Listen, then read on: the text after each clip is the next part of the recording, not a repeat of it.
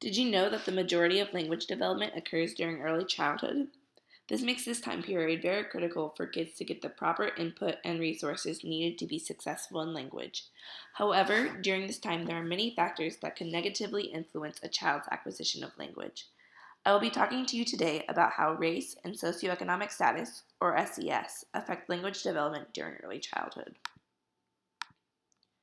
Why is it important to know about how language development can be negatively affected? Deficits in language in early childhood can have consequences throughout a child's lifetime. First of all, our whole academic experience is surrounded by the use of language. Therefore, deficits in language can impact a child's academic achievement. For many years, our public education system has seen a gap in skills in children entering kindergarten.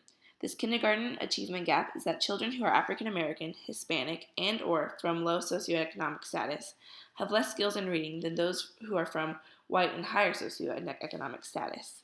In fact, this gap even begins to appear in preschool. As children continue through school, this gap grows in size. One cause of this increase in the gap is due to the Matthew effect. The Matthews effect is that children who have deficits in reading will continue to fall behind, while those who excel in reading will continue to increase in skill. By fifth grade, this gap has become quite large. Why should we care about this achievement gap? This gap affects both the individual children and the nation as a whole. For children, poor achievement in fifth grade predicts later success in high school and college. Less success in these areas can lead to lower earnings, poor health, and higher rates of incarceration. An achievement gap in kindergarten due to socioeconomic status and race can impact a whole student's life. The achievement gap also has an effect on the nation's economy. According to an article in the Huffington Post, the achievement gap keeps us having debt. To understand how language development is impacted, it is first important to understand some basics about two different aspects of language. The first is receptive language, which is auditory comprehension. This is the ability to understand what is said to you. The other aspect of language is expressive language, which is the actual language spoken by a person. It is the ability to communicate verbally. It is important to know these differences because research studies often differentiate them when talking about language development. In a study by Pugello, it was found that children who were African American scored a lower mean on auditory comprehension skills than those who were European American. It was also found that African Americans had a slower initial rate of expressive communication, but it sped up as children aged, as shown by this graph. In studying the achievement gap, it is found that the children who were African American often had a deficit in reading skills compared to white students. Overall, in multiple language areas, those who are African American show a trend of having deficits. Why is there a trend that those who are African American have deficits in language during early childhood? It is proposed that these deficits are an effect of racism and discrimination. Because of racism and discrimination, African Americans have not been able to access the opportunities or resources needed to be successful in language skills. Another reason that African Americans have decreased language skills is that race and socioeconomic status often co-vary. This means that many people who are African American also are of low socioeconomic status. In studies, these two causes are often confounded because they are so closely related. In the study by Pugello, they tried to reduce this confound by studying groups where there was less covariance. They found that race by itself was responsible for receptive language, but parroting skills related to race were the causes of deficits in expressive language. They also found that socioeconomic status and race were independent causes of deficits in expressive skill.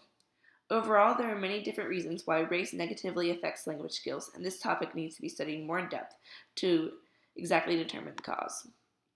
With a lower socioeconomic status comes many deficits in language development. It is found that children who are part of the low socioeconomic status household have smaller vocabularies than those from high socioeconomic status.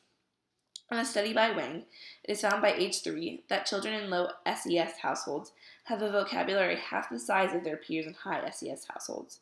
Another deficit seen in low SES is rates of expressive communication. Those with high SES had a much steeper rate than those with low SES, as shown in the graph displayed here.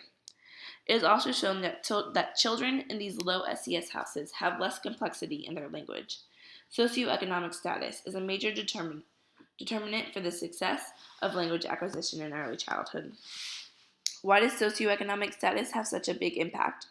The majority of the reasons come down to the environment in which children of low socioeconomic status live.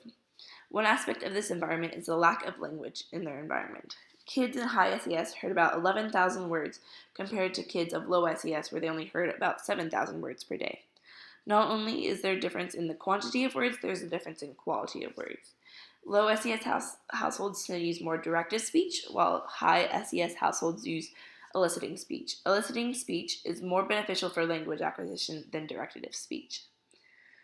Mothers in low language households also tend to use less complex language, leading to less complex language in their children.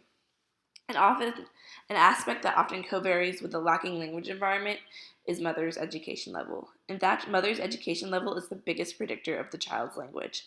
This co-varies with the language environment because the less education a mother has, the more likely the language environment in the house is lacking. Another aspect of the environment that affects language is the parenting behaviors. Parenting behaviors in low socioeconomic status houses tend to be negative. It is shown that these negative parenting behaviors can also lead to deficits in language acquisition. These negative parenting behaviors are often a result of stressors on the parents due to insecurities of food, jobs, and housing.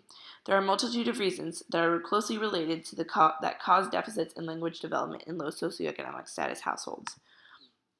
So how can we help to close the achievement gap by improving the language skills of those who face the possibility of deficits? Many programs, such as Jumpstart and Head Start, have programs at place at in-risk preschools and elementary schools to help improve language skills. Information from research in these areas can be used to help better these programs by focusing on what specifically causes language problems and focusing the programs on these.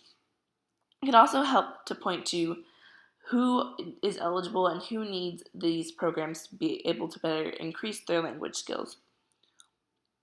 Research in this area should be continued to help improve lives of those children who are at risk. Thank you for listening to my presentation, and I hope that you learned something about race, socioeconomic status, and language development.